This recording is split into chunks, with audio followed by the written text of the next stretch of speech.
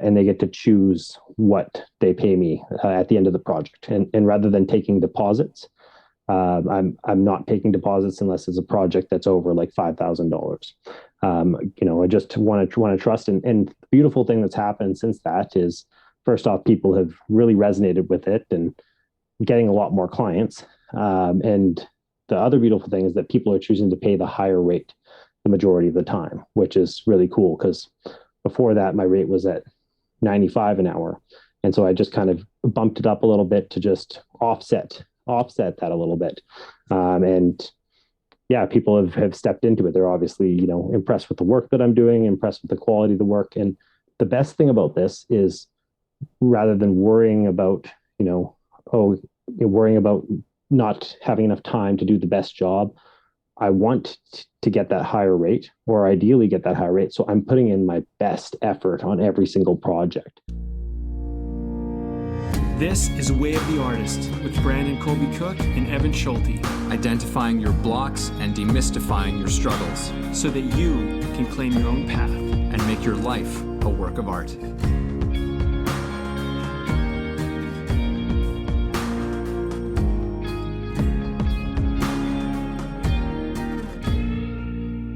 Welcome, everybody, to Way of the Artist podcast.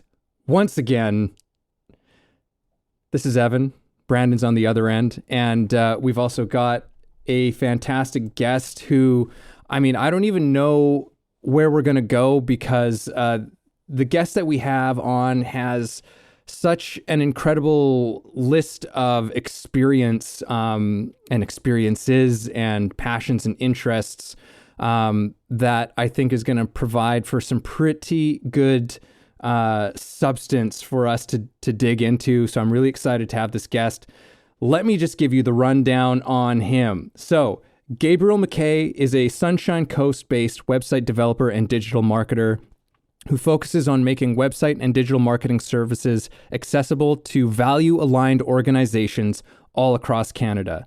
He works off of a flexible pricing model that allows his clients to choose the hourly rate they pay him, and will work with people even if they have no budget at all. He's also an avid D&D campaign storyteller, just a fun fact, a former theatrical scriptwriter and actor, and a lover of community-centric organizations and causes.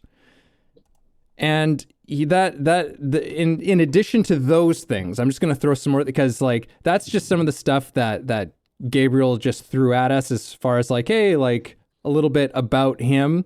But another thing about Gabriel is he's worked with as an organizer for one of the biggest electronic music festivals in the world, Shambhala. He's also been part of a group called the Catterday Crew. Is that correct, Gabriel? The Catterday Crew? Catterday Crew, yeah. Saturday, but with cats. Yeah, and it's an electronic, it's about music and bring artists together, and we can dive into so much stuff. So I'm going to stop talking for a second. Gabriel, welcome to the show. Thank you so much, guys. I really appreciate you inviting me on. Well, it's terrific to have you here. And so with all of the things that, you do and have done and all of that, and I was kind of going through, your company that you do through your marketing, as well as Catterday Crew, and also I didn't even mention the West Coast Hugs, I think was another group that you were part of, and it was and as well as with your pricing model and looking across the things that you have been involved with and the way that you run your business. There's something connected about all of those things. There was something that I was looking at. I was like, there's some sort of unifying thread, and I could probably, speculate and throw some of my own ideas as to what those are, but I would rather hear from you, what of all these things that you have done and pursued in your life, what is the thing that connects all of these things that you've been involved with? Totally, that's a wonderful question. And as you were pondering it and posing it in such an eloquent way, you gave me such a wonderful amount of time to really like think about it. So thank you for that. First off, that was wonderful. um, so what brings it all together? I feel like it is my life mission. So I realized at about 19 years old that my life mission, it was a simple one. It was open ended, but it works for me. And that life mission is to positively affect as many people as I can during my time on this planet. And, like I said, open ended because you never know when you're going to be done. So, you can strive high in the moment and also be happy because you've completed so much. So, does it sound like that summarizes all those things together? Maybe, maybe not, but it's for me that feels like the unifying thread. Trying to help people, trying to change the world, trying to, and I know we all try and do it, right? But it's it's just been something that's been at the forefront of my mind for as long as I can remember my adult life. And that's awesome. How did you go from like one thing to the next? Like, how did your journey? I kind of want to know how your journey evolved. Like, how did you find one thing and then your way into the next? Like, where did it start, and how did you end up here? Can you take us through a bit of a? For sure. Okay. I feel like I need to start with my high school drama teacher, grade eight. And I'll skip, I'm not just going to take you through my entire life story, but let's just skip over some things. In drama in grade eight, I remember being this kind of closed off kid, being bullied a little bit in elementary school. And then came into grade eight, and this teacher just supported me in such a large way and encouraged me to go out and to step into the role, to step into these roles and really, express myself, which gave me this outlet to express myself outside of that. And she was just this like firecracker of a lady, red hair. Her car was like a custom art project that she had put together with like all these figurines glued all over it and custom painted and like, just straight out of the 70s with the bells and whistles on it, and she really like stepped me up into the challenge, and I feel like she played a good role in establishing where I wanted to go. That and I'd say my parents raised me. My dad raised me with lots of love. That helped too. But anyways, jumping from that, it just kind of I went through jobs. I did my best to spread that love, that energy, that friendliness to everyone that I met. But then just kind of realized as I was going on, like I wanted to do something more. I wanted to do something more than just have a job. I wanted to craft my own life journey and decide what I wanted to spend my energy on. And so I started my business. That's the next milestone. I started my business at like 19 or 20 years old. I had worked for a guy for like 2 years, started out at $8 an hour doing website development. And he taught me a lot, but no shade to him. But the clients that he was working for, there was a lot of oil and gas clients, and I really didn't feel value aligned to that. And so I'm like, let's just start my own thing. So that's like how I basically got the ability to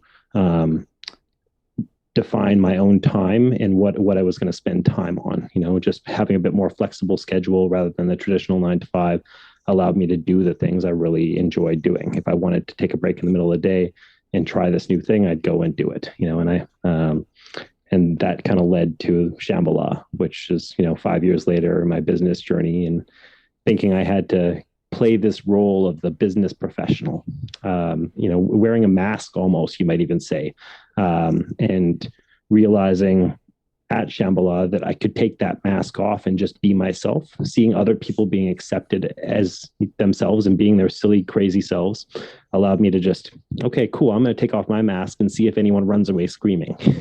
and, it's not like I was hiding my true self, but I was also trying to portray this like more professional person and just really, not let my weird, goofy self out. And as soon as I started letting my weird, goofy self out and, shined per se as my authentic self, the amount of positive feedback from friends, people I met, just encouraged me that I was on the right path. So I feel like I've gone a little bit longer than I expected to go on that. But anyways, that's like how it kind of started, let's say. Oh, that's great. I mean, a couple of like key points I love hearing people's stories, how they get where they're, where they are, because there's like these key things. And I always try to make a note of them. Like one is you're working in the situation and you decided like it doesn't align with your values, and you let your values help you make a decision, which I think was like, it's such a key moment in somebody's journey to let your values actually be more important than security or the safe road or all this other stuff, because they don't always align. And then the other thing that really kind of landed with me too was the mask thing. I totally relate to that. I think we're all a little bit afraid, to let down this image of who we think we need to be or what we think we need to be accepted. And but I think that's kind of it. It's like once you found that sense of authenticity, I mean, the world does open up. And I think we understand that, but like doing it is sometimes a lot harder for some of us, like I know I was bullied in high school too. And trying to let down my guard in my 20s was such a difficult thing to do. Mm-hmm. But no, I appreciate you sharing that, because it's nice to see, how you got to where you were and what kind of happened. So thanks for that. Yeah, no worries. Again, just skipping broadly over some areas that I felt might be, following along your question path, but I'm sure there's tons of other things that help define me to who I am. But those were some key moments for sure. Yeah, I was going to say there was probably a lot of things that happened in between there. And it's always a beautiful thing to also hear about, someone who came in like this high school, drama teacher who comes in, and, these people who can come into our lives and just, they can have such an effect on us, that lasts for such a long time. Like the fact that you're, to this day, you're talking about, I don't know how many years later, I won't make you out your age, but it's cool. I'm 35. It's cool. Yeah. But like all these years later, basically half your life later, I'm something like that. Right. This person is still, has there's echoes of the things that they said to you and the things that they instilled in you that carry. Mm-hmm.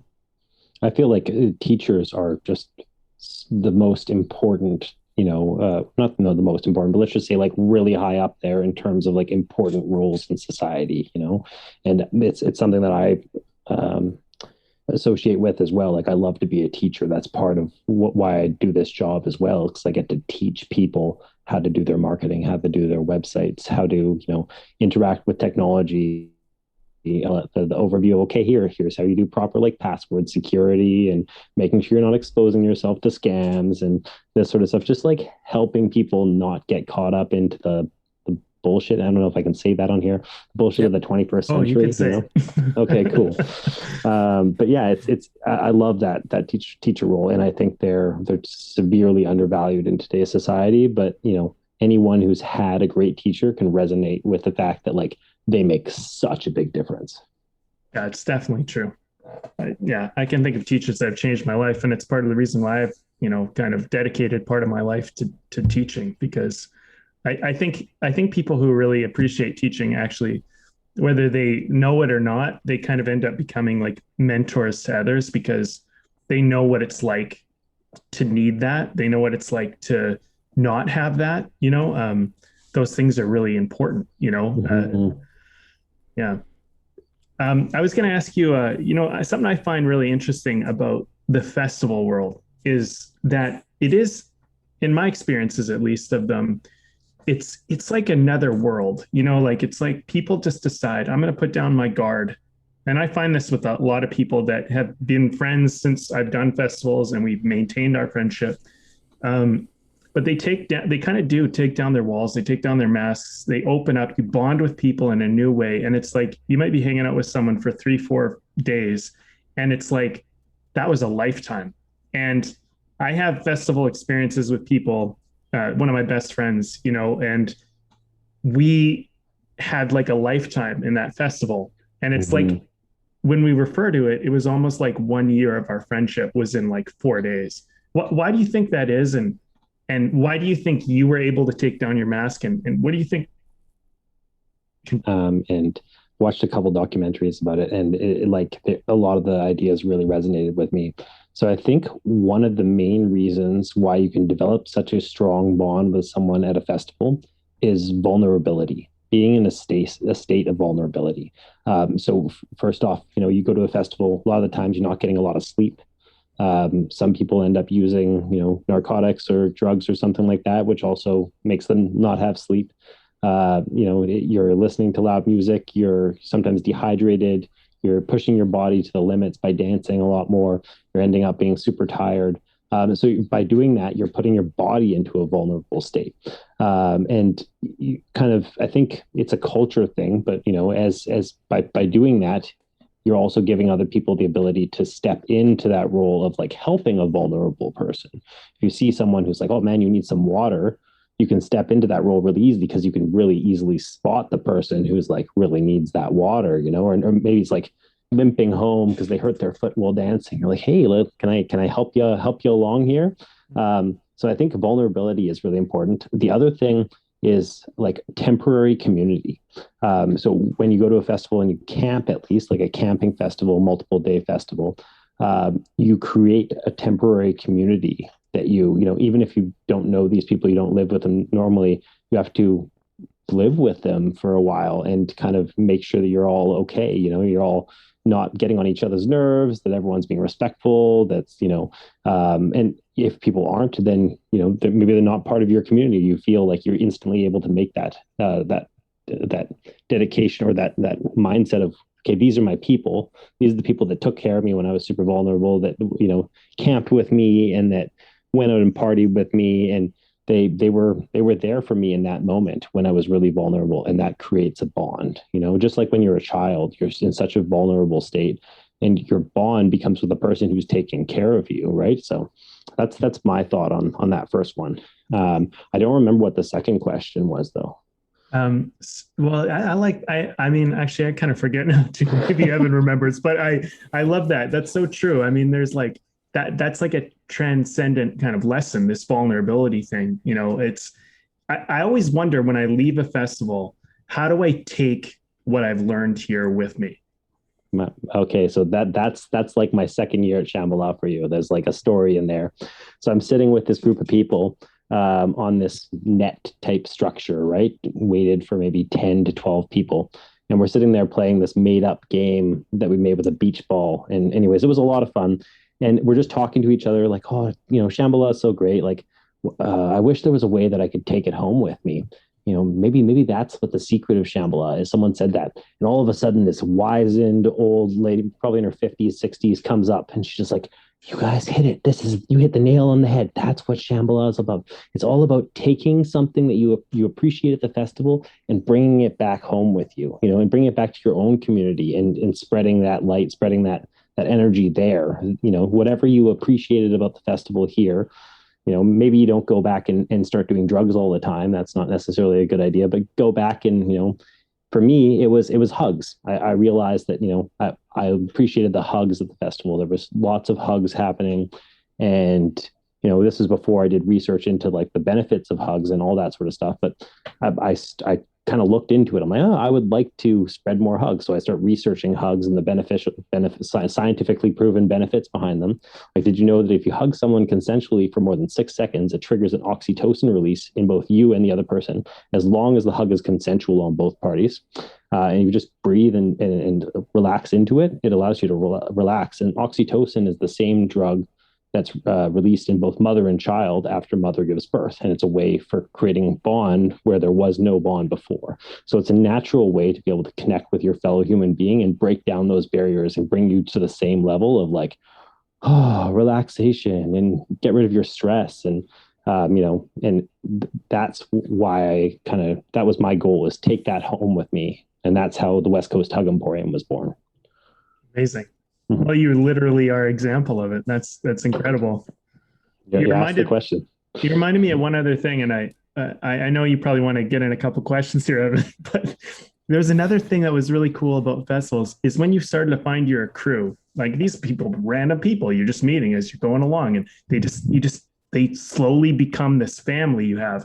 But I remember being at the grounds and you'd run into somebody who was a part of your kind of tribe in a sense, you know, if you want to call it that, you'd just be so excited. It was always like, whoa, I mean, the chances of you running together are probably a lot higher than you realize, but just the fact that you crossed paths and it was just, you felt so excited to see each other. And just like, even if you were just passing and they were going that way and you're going this way, and sometimes you join and sometimes you just keep going. But that was one of those things. It's like when you see somebody in the real world, you know, that you love or care about or like, it's like greet them with excitement, greet them with, I'm so happy to see you, you know, and how good that feels, you know, because I feel there's so much, well, previous to that, there's just so much like, oh, hey, you know, whatever. You kind of downplay it, even though you might actually be happy to see them.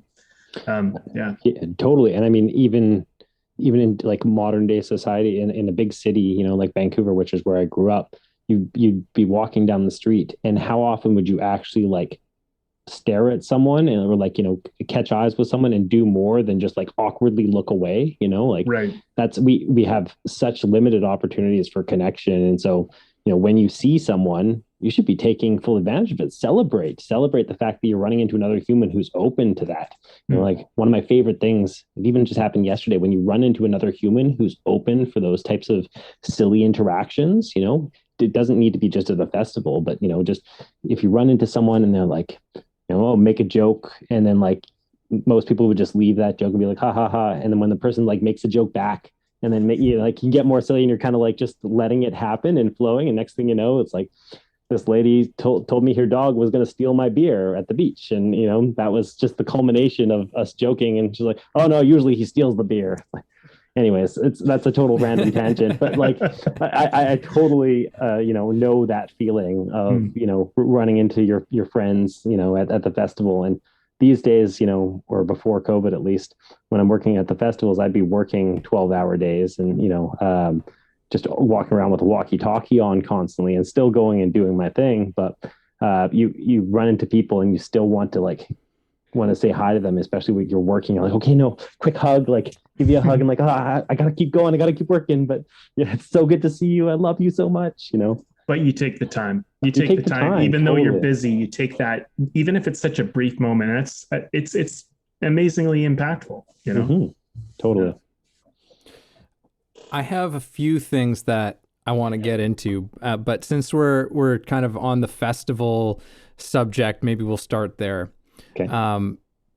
First, like when we first met, you described in some general terms what your role was as an organizer at Shambhala. It was a really cool, fascinating thing to me that you said that you were involved with. I would love for you to just tell everybody about like what your role was with the festival. Okay. So is. So my first year I was just an attendee. Second year also an attendee. But my second year I heard about this team called the Shambassadors.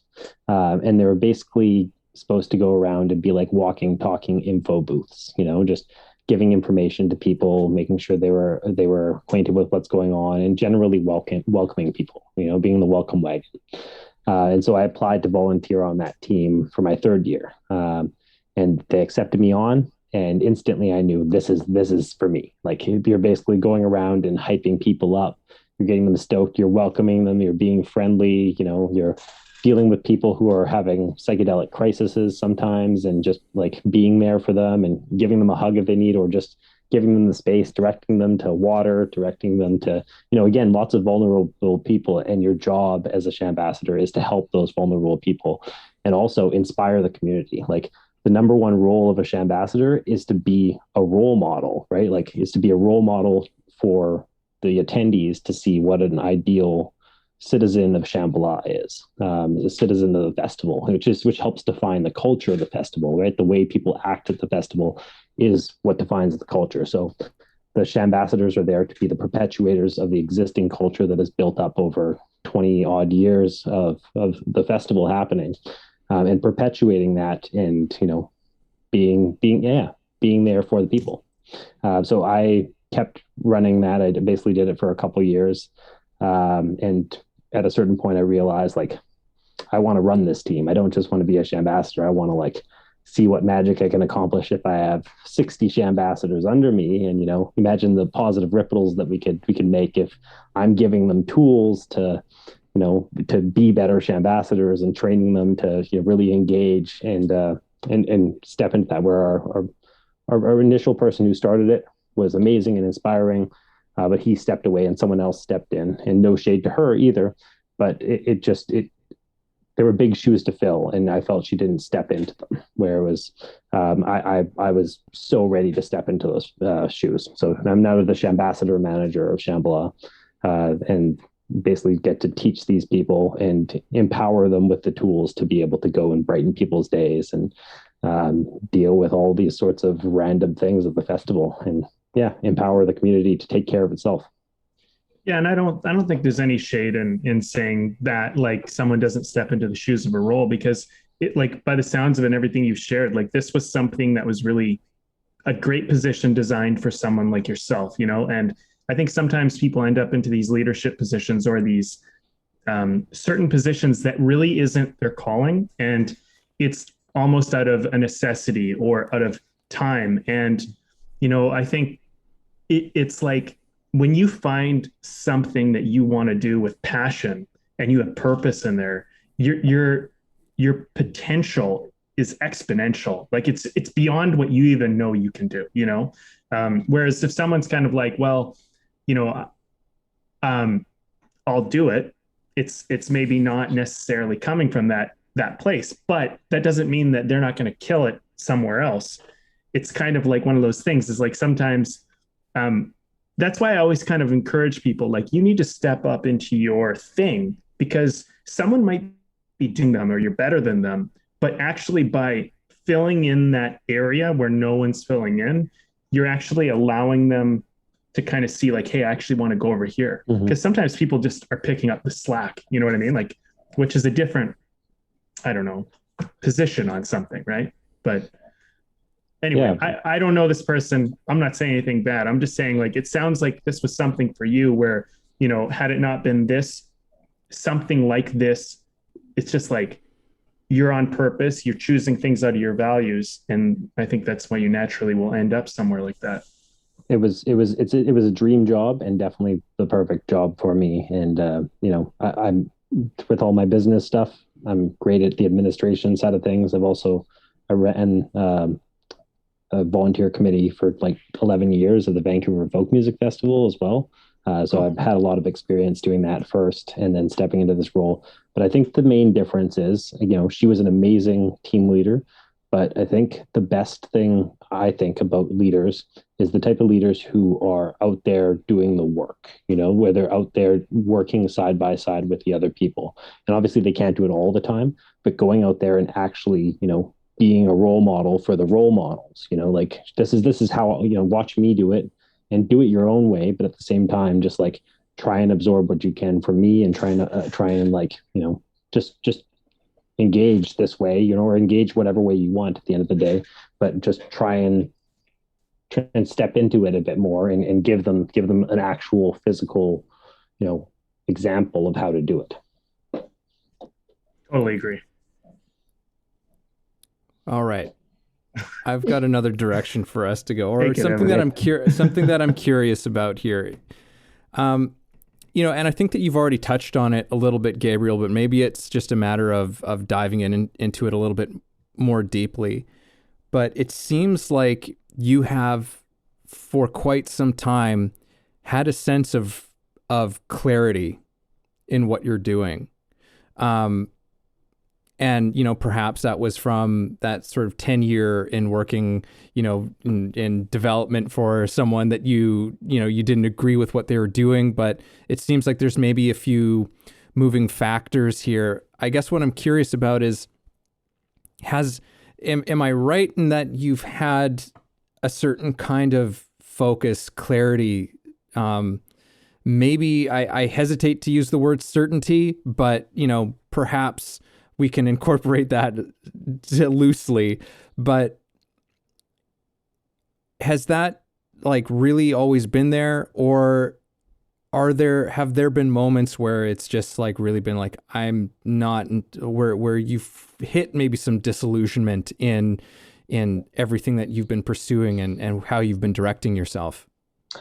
Yeah, at least in small parts. There's definitely been times where I doubt myself, as we all do. But I'd say from the age of, you know, 24 on, I've been pretty clear on, I'm doing my thing and this feels right. I definitely had some pretty strong moments of disillusionment when me and my child's mother broke up about 2 years ago, and since that time, there's been lots of moments where, yeah, let's just say that I've felt like doubting myself based off conversations with her, and I think that's about as far as I'm going to get into this. Just in case she, for whatever reason, listens to this podcast at some point. But yeah, it's moments to doubt myself. But luckily, I have some amazing friends who, when I reach out, just like remind me, like, don't even listen to that. Just like, you're an amazing human being. And just keep doing your thing. And the more I lean into that, and the more I lean into and give the way I have been giving, the more I find the world kind of gives back. And it's kind of led to like the pricing model thing that I was taught, that you introduced me on with my company. This is like a recent thing. The more I've been giving, freely of my time, the more opportunities have been coming back at me and giving me, success, or, at least monetary success, or more monetary success than I was having before, through my business. And so I'm a firm believer in that, just giving. And so, yes, a roundabout way of answering your question. In small moments, I have had moments of doubt and haven't been as clear, but I'd say for the majority, I have. I feel confident in my sense of self and who I am as a person and the impact I'm having on the world, even if it's just a small part. And those ripples, any positive action you take causes ripples. So, and just like any negative action causes ripples, and the positive ripples are so impactful, just like the negative ones. So why not just make all your actions as positive as possible, without just ignoring the bad stuff, obviously, but doing what you can and putting more ripples out that way, that hopefully can cause more ripples. And yeah, then you've got a nice, ripply, beautiful pond. Your own little wave pool. Oh, all I right. like that analogy. I got a direction I want to kind of push this into. I love somebody to get into D&D. They're like, you'd love it. You're always so like creating stories out of, so this is kind of, I guess, an interest and a hobby, maybe a passion that you kind of have, that's like something not related necessarily to work, right? Is that right? Definitely not related to work. Okay. So what like, is that like a position, like to be like the storyteller, like the person who kind of creates the stage for everyone? How does that work? Yeah, I mean, it's more a role that you like. Imagine if you're playing a board game, one person's the banker, and one person's this. It's like that, except you're taking on a really big role. Like, you're telling the story for everyone, and then you're telling them what's happening around them. Just imagine if all three of us were currently talking, and I tell you that you're exploring a vast desert and you've been exploring for days. Your characters feel dehydrated, this and that, and then I say that you see, this canyon to the left that looks like it definitely has shade and maybe the hint of water, and then to the right you see this old town that looks kind of deserted. What do you want to do in that situation? And as the players, you can either, sometimes people play as themselves, sometimes people kind of step into imaginary roles or amplified roles, or play a dwarf or a hobbit, or an elf or something like that, whatever you want. And play it however you want. Be an asshole character if you want. Be a nice guy, be a drunk. And then just commit to playing that, and commit to acting throughout the story and engaging with the story in that character, and that kind of makes the fun.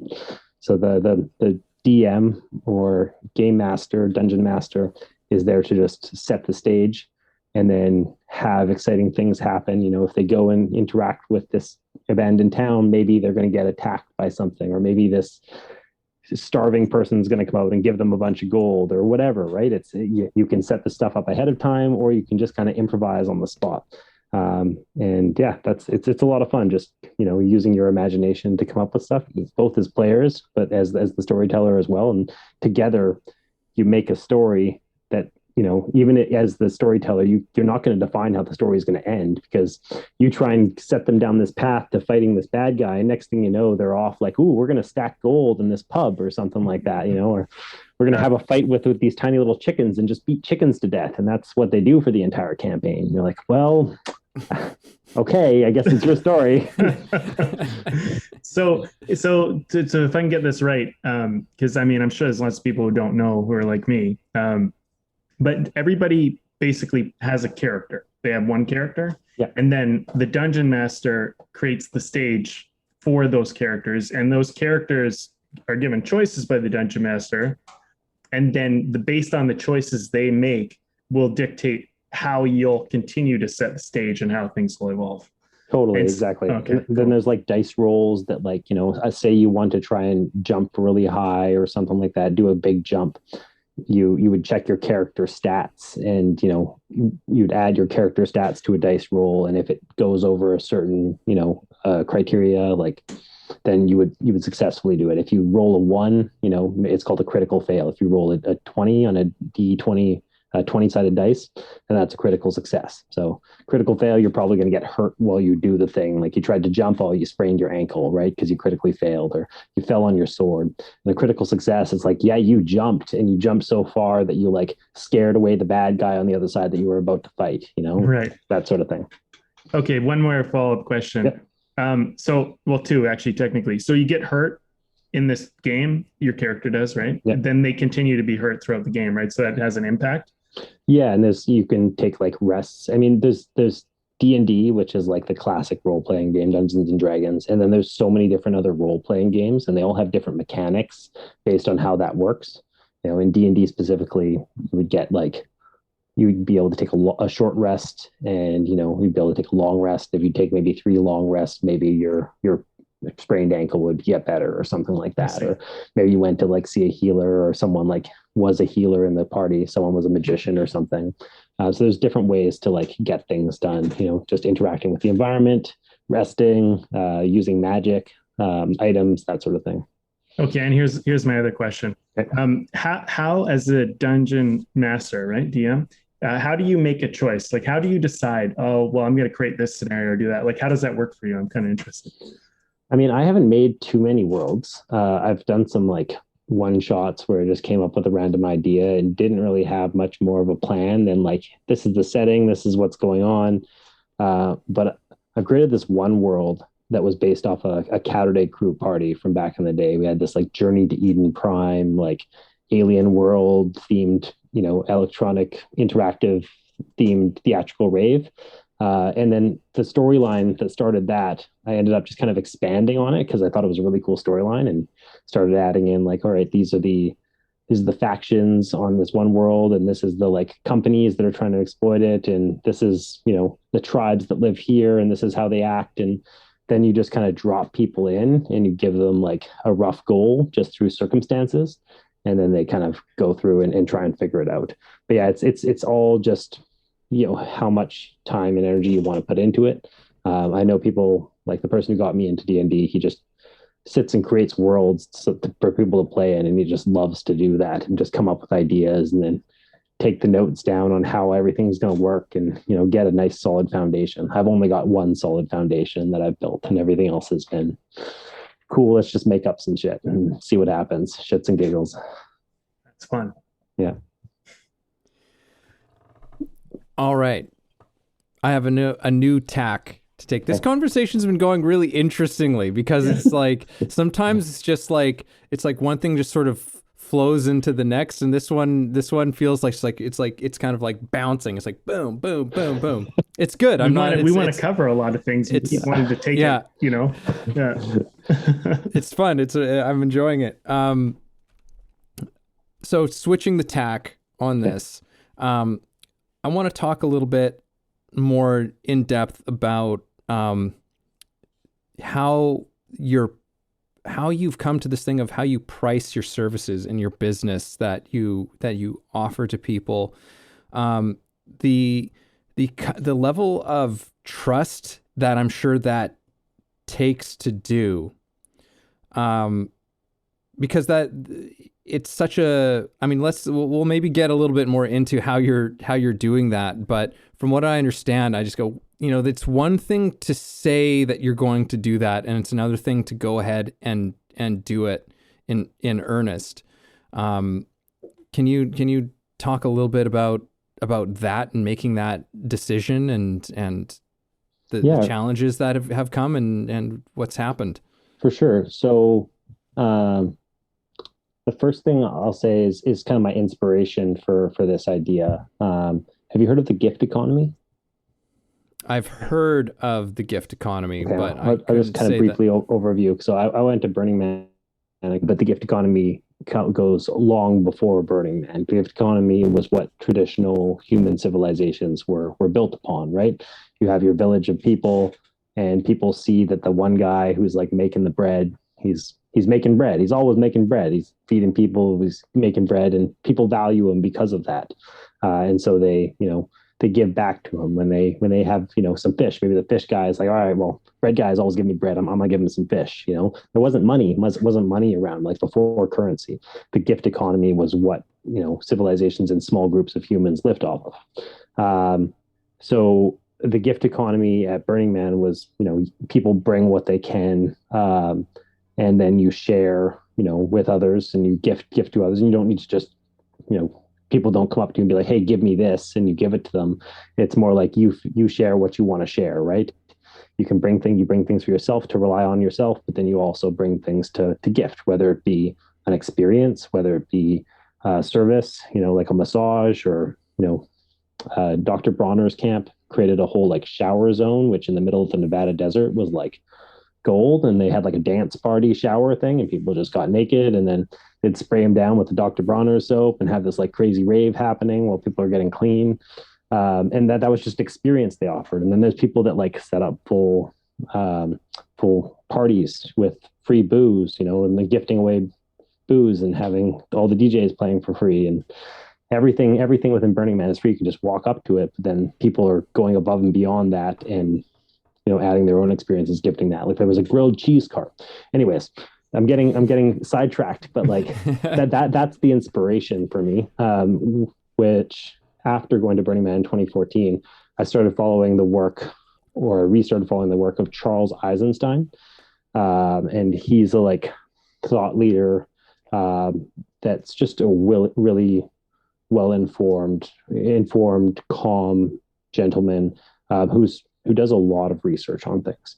And he wrote about the gift economy and how he was planning to practice it with his latest book. He was going to release a book, and people pay what they want. It's totally up to them. And you see that now. It's beyond that. It exists on the internet, right? Like pay what you want to view this newspaper article, pay what you want for this like band camp, piece of music or something like that. And so people are doing that, and with non-tangible goods, especially like online goods, it makes a lot of sense, right? And for me, my services, sure, it takes time for me to do things, but I'm not actually like paying to get that time realistically at this point. I'm taking on some employees and contractors, so there's like those expenses. But what inspired me to take the leap, 4 years after, or 4 or 5 years after listening to Charles Eisenstein and reading about the gift economy, was getting to a point with my business where I felt like I was covering my expenses and having a little bit extra on the top. And then that's the point where I was like, okay, well, I've covered that and I'm not using all my time. This is why I started my company. I wanted to help people. So at that point, I decided that I was going to work with people regardless of budget. And if they didn't have any budget, then I would step into the role of teacher, and they would be a student, and I would give them lots of homework, and they'd build their website themselves, using a site like Squarespace, and I would engage them on how to do that, and take those initial steps, and then give them suggestions on marketing and how to get, eyes to the website, and then suggestions on social media. A lot of the time just giving them links, but also just giving them the right links so that they're going down the right path and learning the right things. And so after doing that, I realized that I wanted to step more into this. I wanted to, I wasn't going to overwrite all my old clients, all the clients that I'd already gotten, but continue to service those clients at the rates that I'd set, cover my expenses. And then all new clients, I decided probably about 2 months ago, they're going to get this new rate of $50 to $125 an hour. And they get to choose what they pay me at the end of the project. And rather than taking deposits, I'm not taking deposits unless it's a project that's over like $5,000. I just want to trust. And the beautiful thing that's happened since that is, first off, people have really resonated with it and getting a lot more clients. And the other beautiful thing is that people are choosing to pay the higher rate the majority of the time, which is really cool, because before that, my rate was at 95 an hour. And so I just kind of bumped it up a little bit to just offset that a little bit. And yeah, people have stepped into it. They're obviously, impressed with the work that I'm doing, impressed with the quality of the work. And the best thing about this is, rather than worrying about, worrying about not having enough time to do the best job, I want to get that higher rate, or ideally get that higher rate. So I'm putting in my best effort on every single project. I'm putting in the proper time to make sure they're properly set up and trained and understand how things are going, so that they can continue to operate and grow the business, and hopefully come back and use my services some more. But at the same time, it's giving them the best bang for their buck. And if they have a low budget, that's fine. They can pay the lower rate. If they only have a set budget, that's great, because it removes the barriers to working with someone like myself, where there's a lot of companies out there that charge, I thought I was being expensive at $95 an hour, but there's companies out there that are charging 150 as like the minimum, to work with someone of my caliber, maybe even more, $200 an hour. And it just goes up and up from there. And so I felt myself, raising my rates for the last couple of years. And it felt like I was blocking myself off from working with the clients that I wanted to work with. I wanted to work with the small businesses, the local businesses, the not-for-profits. And so I changed my rates and my pricing model to allow for that to happen after I had the basic expenses covered. I think it's cool that, you're willing to confront some of the paradigms of how we do life right now, because I think there's a lot of stuff with just the way we work together in our economy, right? It's very impersonal in a lot of cases. And there's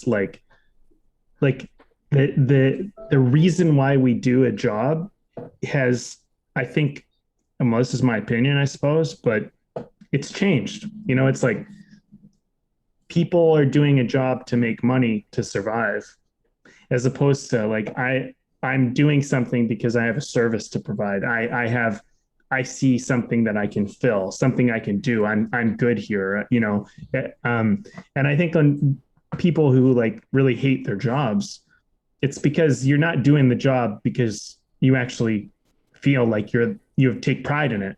You're doing it because, you feel like you have to do it, or totally, you know what I mean? And one of the things that I kind of would imagine, at least, maybe I'm assuming, but it sounds like you're kind of breaking against that paradigm, because you're going, okay, I'm not going to do this because I have to. I do it because I want to.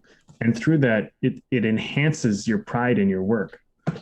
Mm-hmm. Yeah, I would say 100%. And you also talked about earlier trust. And I think that's a big part for me as well, is I'm giving trust to them, which hopefully allows them to give trust to me as well, right? They're like, oh, okay, he's offering this to me. Why? Is this some sort of scam? Or that's just the usual paradigm. And it's like, no, I'm trusting you that you're going to do the best that you can, because I'm a fellow human being, and I'm being vulnerable. I'm stepping into that vulnerable space, which loops back into the whole Shambhala temporary community, ideas, stepping into that vulnerable state to hopefully be reminded of the thing that resonates in all of us, which is that pure human connection, that respect for your fellow human being, and that love for your fellow human being, because we're at our best when we're as a group, right? So yeah, the trust, and also opening it up for them to step into generosity. If you're giving them that opportunity, they could be as cheap as possible. If they were the type of person like, oh man, he's going to do it for $50 an hour, like, oh, I'm totally, I'll just choose $50 an hour. And at that point, I can almost like get an idea for the values there. And if the person isn't the right fit, maybe I don't want to work with them for a long period of time. So if they're only going to pay me $50 an hour, and if they feel like they're not respecting my time, and I can make that choice. And that's the beautiful thing about running your own business. You get to choose who you work with. And at the end of the day, I love my job. I love what I do, and I love working with the people that I work with. And I don't want to detract from that life. I don't want to not enjoy my life. So I'm going to continue to do that. Going to continue to work with people that I enjoy working with, because it's my job and it's my life. And why not live the best life you can? It's interesting to me because you kind of talked about vulnerability being kind of the key for you in a lot of ways, right? And vulnerability requires trust, and they're so symbiotic. Like if you don't have one, then you can't have the other. Like if you're going to be vulnerable, you have to have some sense of trust. And I think like there are going to be those people that are going to come along, they're going to take advantage of you. But when you build your life with a certain sense of community and connection and trust, like if you're at a festival, for example, and someone comes along and they're abusing the group will be like, this person's out. Like you kind of, and as a member of your now found family, that if you don't treat them with respect and trust and care, that unless you are inherently a destructive group and you're surviving on destructive principles, if that's even possible, you won't kind of stay. So it's like it's very community tribal in a sense, which I think is like, honestly, I think that's what people long for these days, especially now, especially with COVID and all the stuff that's occurred. It's like we want connection. There's so much mistrust going on. There's so much of this stuff, and it just makes us feel more and more excluded.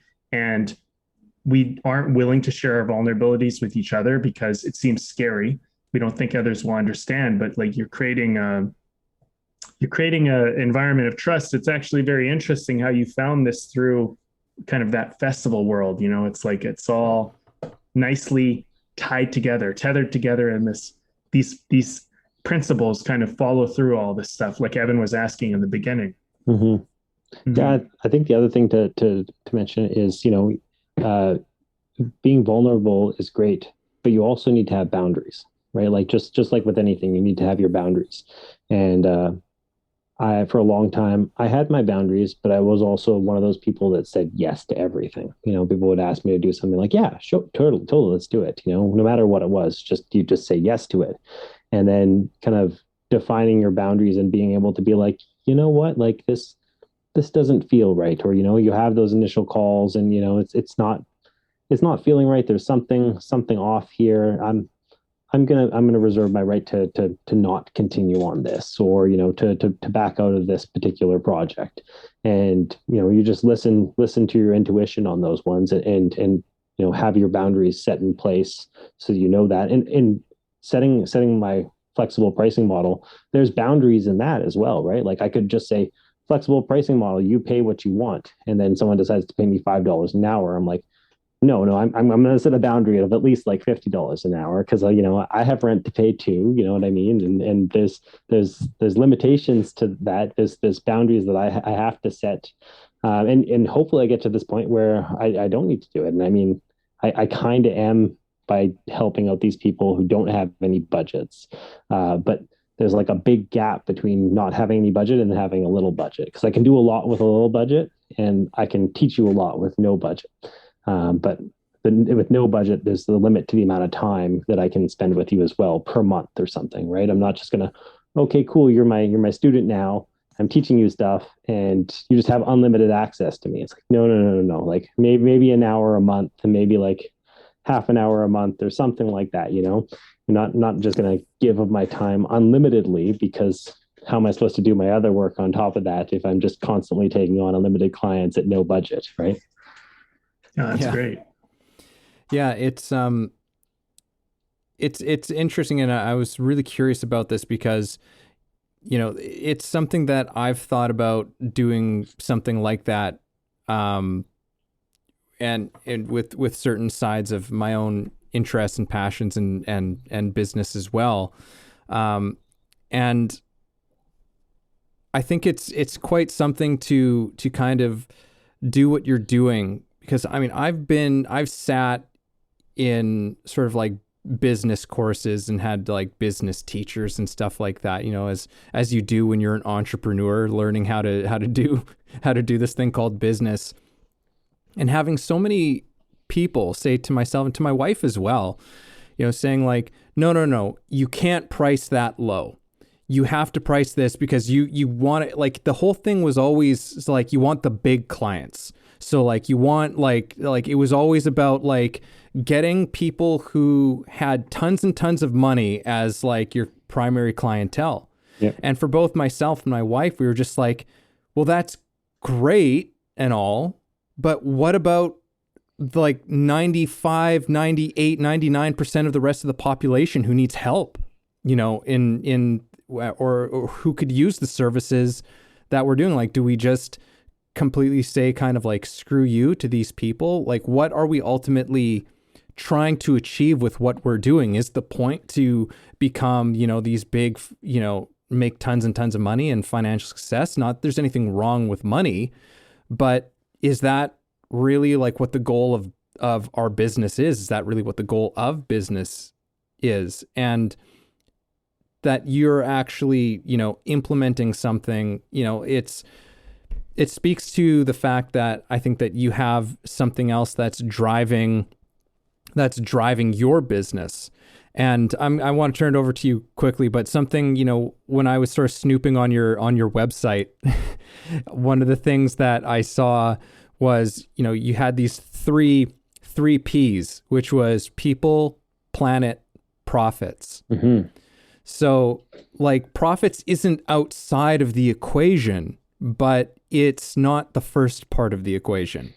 Yeah. And I'm glad you brought that up, because have you ever heard of B corporations? The benefit corporations? Yes. Okay. I have heard, yes, the expression before. Yeah. So B Corporation was something that I worked at a B Corporation for a while, while running my business at the same time. I worked for a B Corporation in Vancouver that was a digital marketing agency that was a B Corp.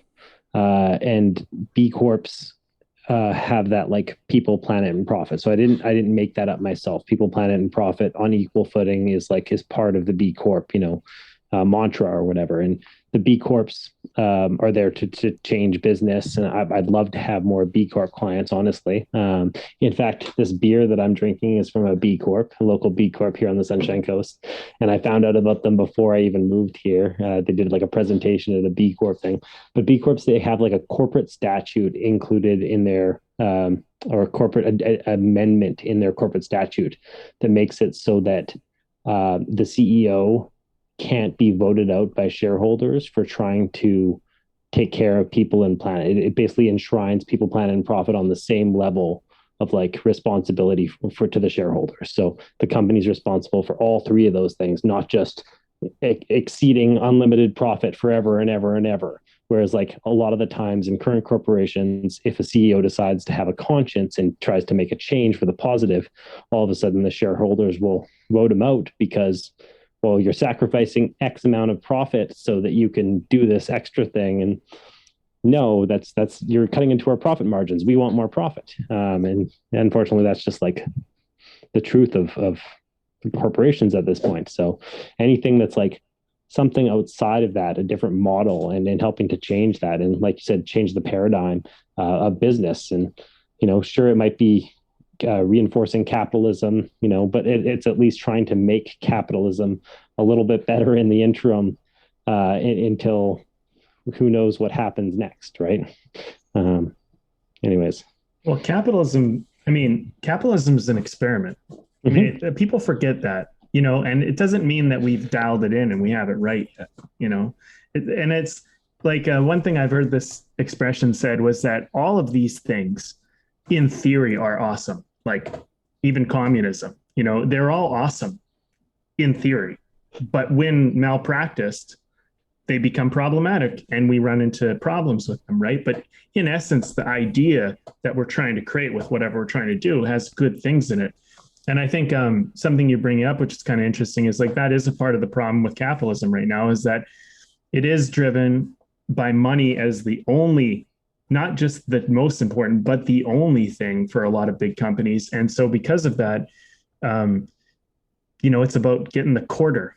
It's not about the long-term picture. And we're not just seeing that in corporations, we're seing that in politics. It's for the term, it's for the time I'm in office and I need this to look good, as opposed to like, we should be looking, 5, 10, 15, 20 years down the road and be like, we're going to struggle a little bit right now, but what we're doing right now is really good. And like when I hear about your business model, it's kind of like that. It's a long-term plan that has monumental benefit that can occur down the road. And right now, by changing the what's the word, like the psychology of it, that's not the word I wanted, but essentially by altering that, you're getting yourself away from the immediate trappings of capitalism, which is I need to make money now. I got to survive. If I don't do it now, it's a scarcity mindset of like money now and everything else can wait. Because once I get the money, I'm good. And we all know that that isn't true. Like we all have enough data that money, it's important. It helps in certain ways, at least in a capitalist economy, but it also stops people from pursuing their creative endeavors. It stops people from pursuing their dreams. It makes people do jobs they hate. It makes people make decisions that are poor decisions in regards to their relationships, people. It has all these negative effects, but we're taught in some ways, or almost it's pushed on us that, yeah, but you get the money. Take this job even though you don't love it. Like how many parents are telling their kids to go be a doctor, and it's not because oh wow, you really like caring for people. It's like, oh yeah, go be a doctor because you're going to make a whole shitload of money, or go be a lawyer because you're going to make a whole shitload of money. And I'm sure there's exceptions to that. Yeah, security. You want that security.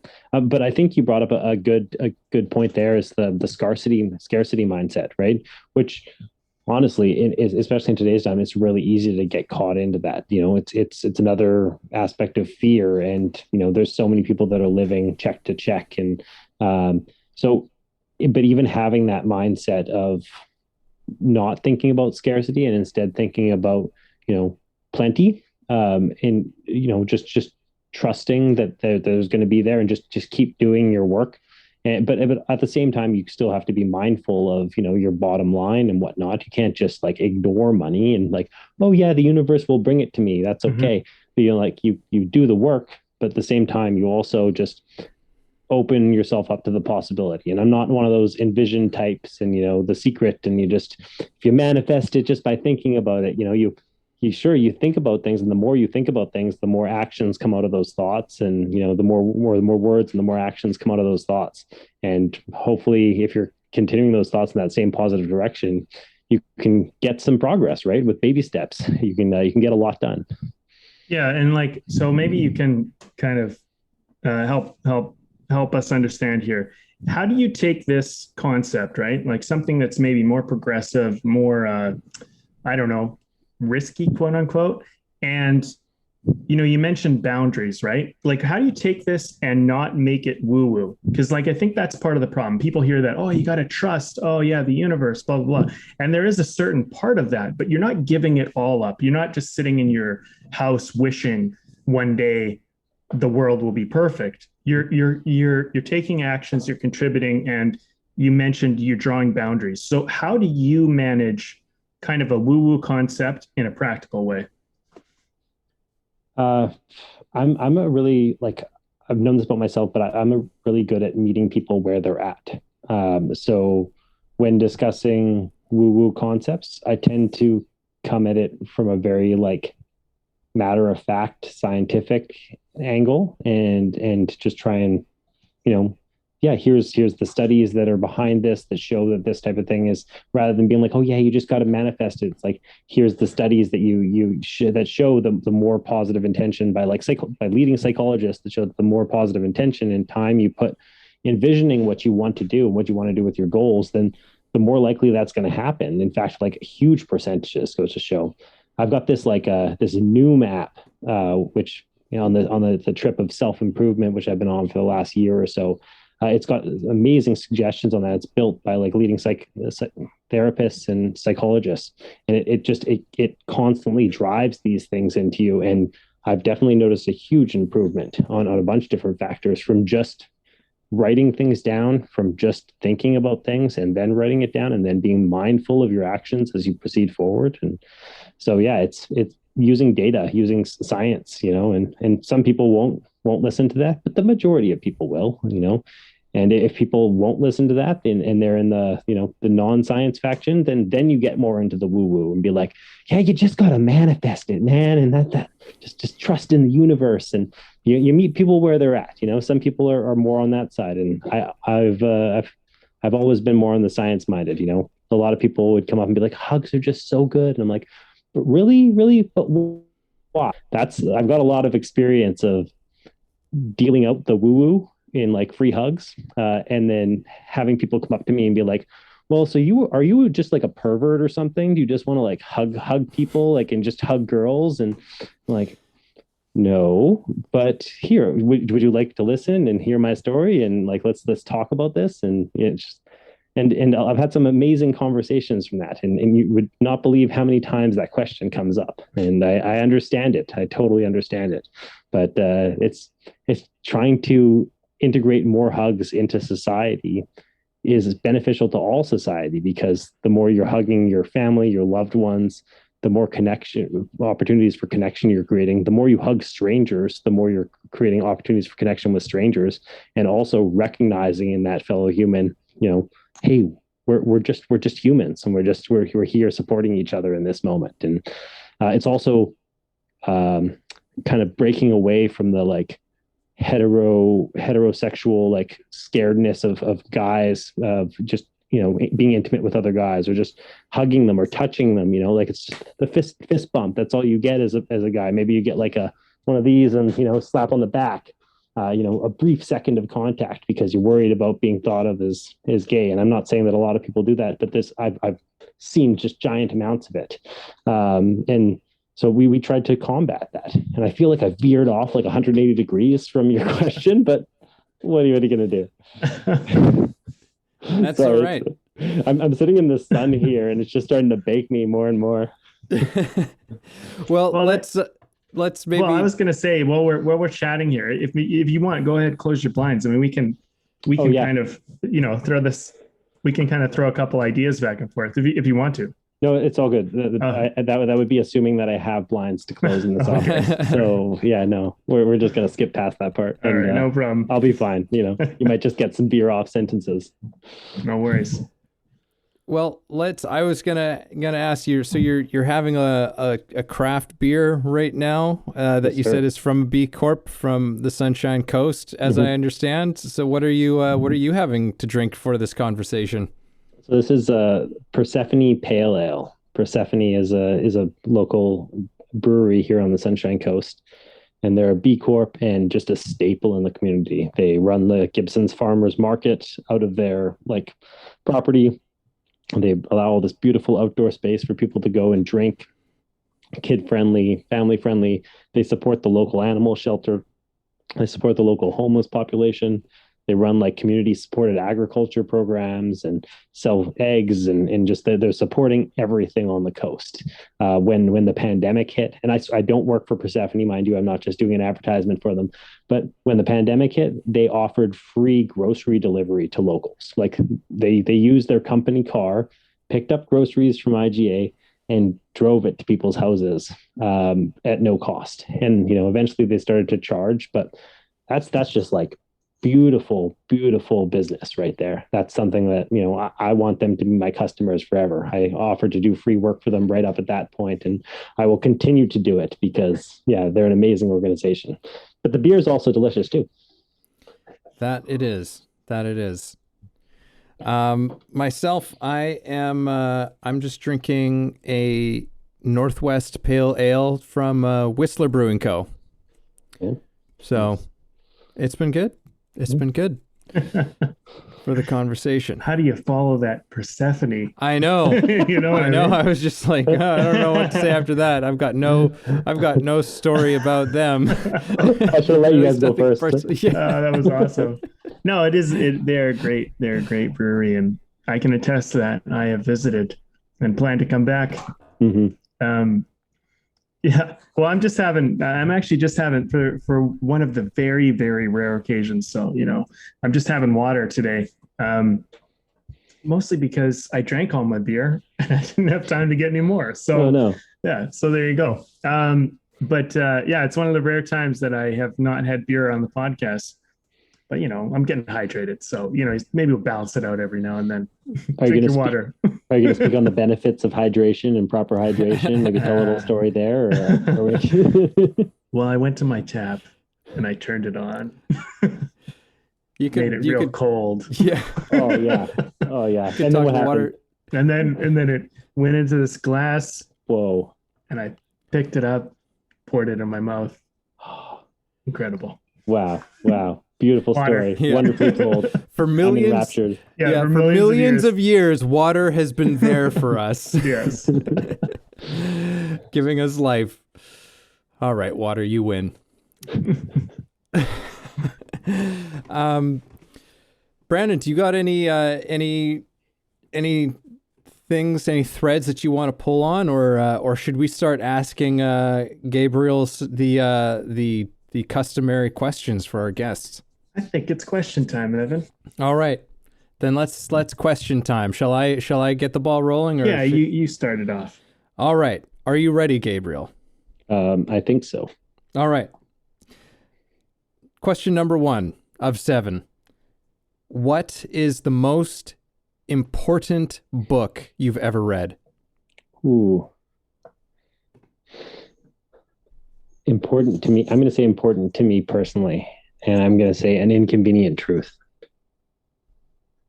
That was a big moment for me, and then let's just leave it at that one. There was a lot of other books following that, but it opened the door to me wanting to learn more about the world and how it worked in a lot of different ways. So I'd say that one.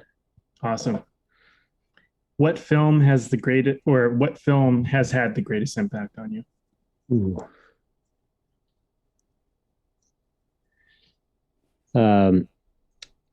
Robin Hood with Robin Williams. Wait, no, not Robin Hood. Oh my God. Peter Pan. Hook. There's another opportunity of there we go. Facing the Sun. Okay. Peter Pan with Robin Williams. Jesus. Hook, right? Yeah, Hook. Yeah. Dustin Hoffman as oh my God as Hook, which is like that always blows my mind because it's like you can't even recognize that that's Dustin Hoffman in that one. What a great choice. Robin Hood. Yeah, you gotta love that. Yeah, I was like, you mean Robin Hood with Kevin Costner from back? That's a great movie too. Yeah. I've watched that one so many times. It's brutal for like a movie that I watched when I was 10 years old. Yeah. But no, Hook is definitely that's a childhood favorite for me as well. I think I watched it like just as recently as last year. So holds up. Yeah, for sure. It's a long movie too. I was like, oh my God, this movie's like for like kind of a movie that was like for like the kids and the kids at heart. And I'm like, this is like, it's over 2 hours long. Yeah. I want to also say close second, which is another Robin Williams movie, is What Dreams May Come. If you haven't seen that one, that one's just a wonderful one about death. Yeah. I haven't seen that one in a long time, but it's maybe time to rewatch. All right. Next question. What is a song or album that takes you somewhere?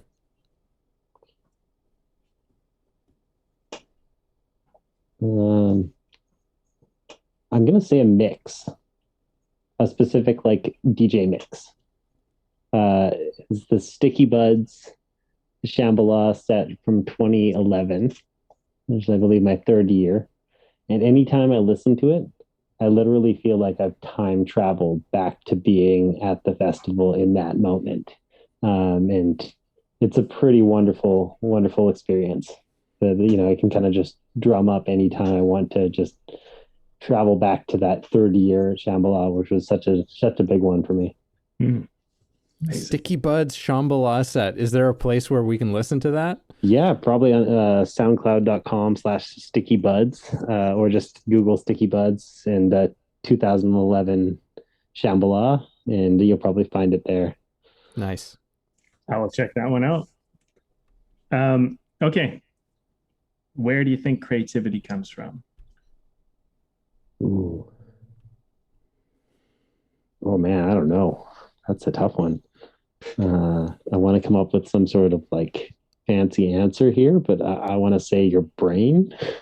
Just to get that answered and to give me a little bit more time. But I don't know, that your subconscious and interacting with others and your experiences and your vibe, what appeals to you, like it's a whole bunch of different things. It's like your external stimuli combined with your brain interpreting it.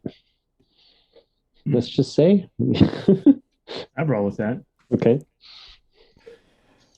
How or where do you find inspiration? Oh man, through others. Like I'm the type that my cup gets filled by filling others' cups, like, or if you can find a way to fill your own cup and others' cups at the same time, that's ideal. And that's where I get my inspiration from. You see people that are out there doing that, or just go out there and do that yourself, and seeing the reactions that people have from doing it, just stepping into that default, natural human state where you're just helping others and going above and beyond for your fellow humans. I'm also really inspired by, companies that are just kicking ass and taking names and changing the world, like Kawaki Yerba Mate and True Earth, the like laundry detergent group. There's so many good ones out there. And even though I kind of hate Tesla, I do love it as well for the sake of just how they brought, electric cars to the forefront, and it's now become a thing, and other people are emulating them, and it's kind of created that momentum to keep going. So I like Tesla. I'm just not a huge fan of Elon Musk. Fair enough.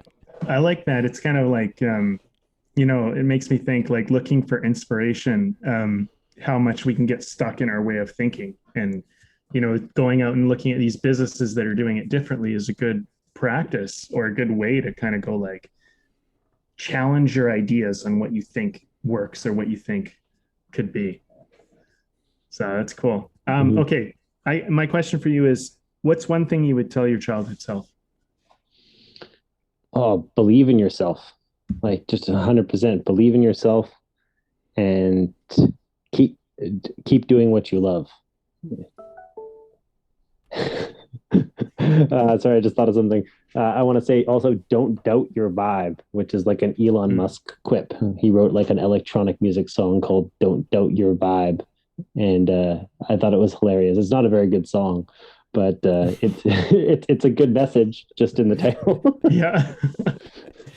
I'm not a crazy fan of him, but that song had something to it. And his just company. the title. Just the title. Yeah. Literally just the title. Yeah. Good stuff. All right. And your final question.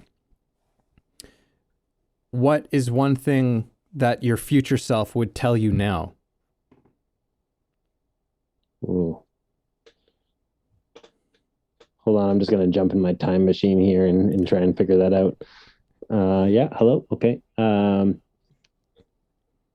What would my future self tell me? You're doing a great job. Yeah, I think just keep following your path, keep following your heart. Nice. I don't know. Yeah, I was gonna say that's it. It's tough. You're leaving the tough questions for the end. Yeah. Well, that was it. That was the last tough question. You'd be surprised. Sometimes people really end up mulling over the first questions about, like, I got to pick one book, I got to pick one movie, one song, and people like will just.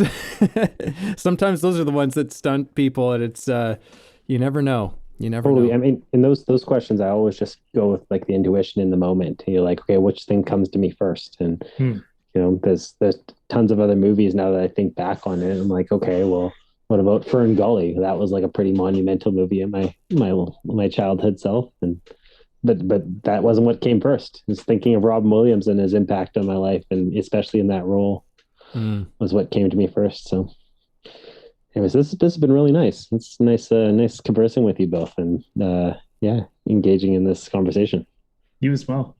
Hope we haven't been too all over the place to all you listeners out there. Oh, I think if anyone's a regular listener to us, they know that we dive down some rabbit holes all the time. So Awesome. everyone's used to it. Normally it kind of all makes sense, how the conversation flows from one thing to the next. So at least that's what we hope and trust it to be. Mm-hmm. Well, keep trusting. You're doing a great job. Thanks.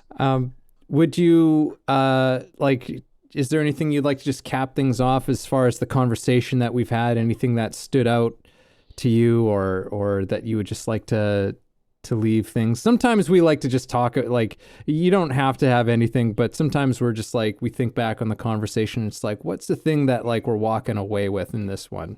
Mm-hmm. And maybe we can give you a second to like contemplate it, because you're our guest. So we'll let you go last. Okay. Brandon, do you is there anything that you're walking away with here? Well, okay, one thing is that, just what we were talking about the listeners and kind of how we jump around and we try to find our way through this. I'm always trying to, when we have a guest, I'm always trying to dig into someone's story, because I feel like there's all these things that stop us from, or that sway us some ways from our path. And I hope that, our audience kind of hears that, like, you even mentioned it a few times, staying on your path. And that's so much what we try to bring forward with the philosophy of this whole show, is like, it's way of the artist. Like, it's your way. That's a discovery. But somehow it, and so a couple points that really stood out for me and things that I want to walk away with are: one, you made a choice early on out of value. You didn't let the threat of security or safety or all that other stuff like get in the way of that. You put that as a primary, and then you figured out the rest to work around your value. And I think, like, for me, that's something that, I've been reminded of a lot recently. Like, for example, it's not just for work. Like, I've been, people have a bucket list. I call it a lifetime list, because I think bucket list means kick the bucket, like when you're dead. I like to think of it as my lifetime list. Like, what's my lifetime going to be? And like, a couple of things I just did was like, oh, I want to learn how to windsurf. So I went out and I did it. And then, it's like, I want to shoot off a desert eagle. I've never done that. Evan saw the video. I'm just smiling like a child. I went and did that. Right. And it's these things that I think, sometimes you need to pursue that thing you want to do. And it doesn't make sense. It might not lead anywhere. But what I found by doing that is it's invigorated a certain sense of like aliveness in me. So, I hope people walk away with this and go, well, what's going to make you alive? And I think, like, you've shared some other great wisdoms, but I think that those wisdoms came to you by allowing yourself to be alive. And that's what I take from it. Cool. For me, I'm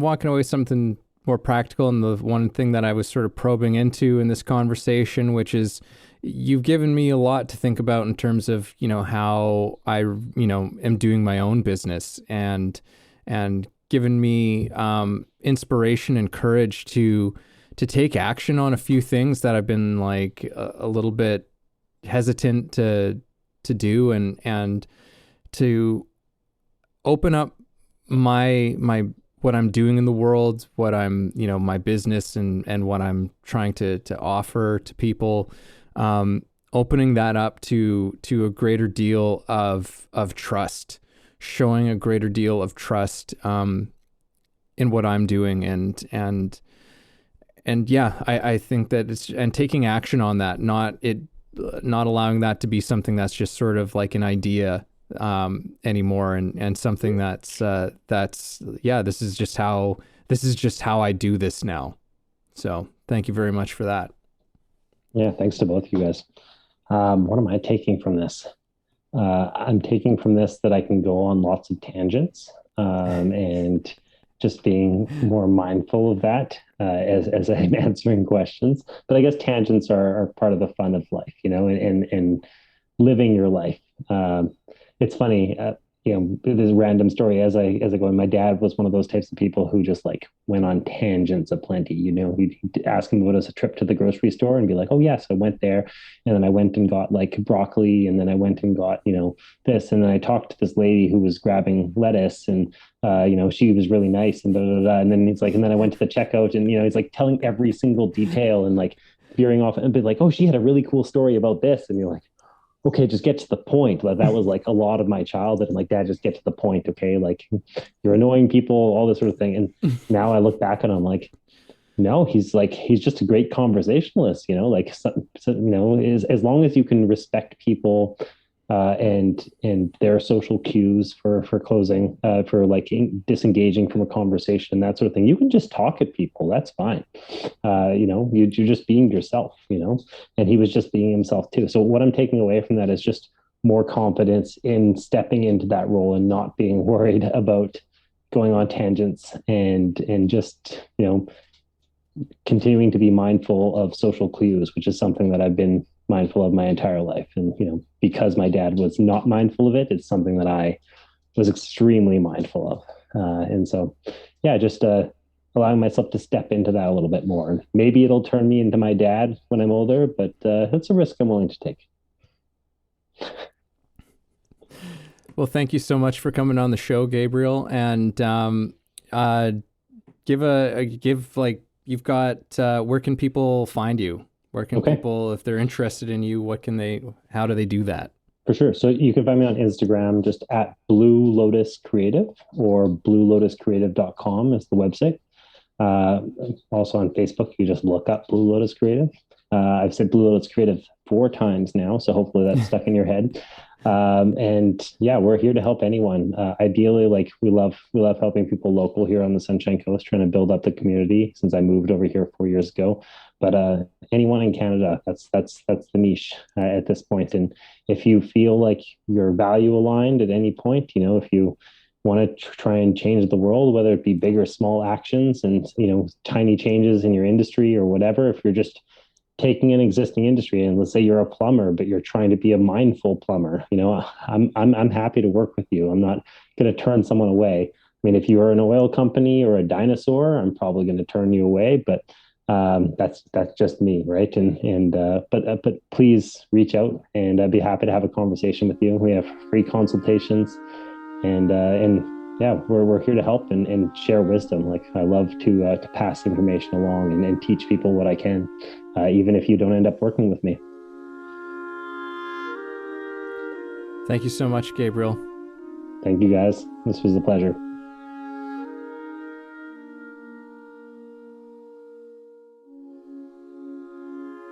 Thanks for listening to the show.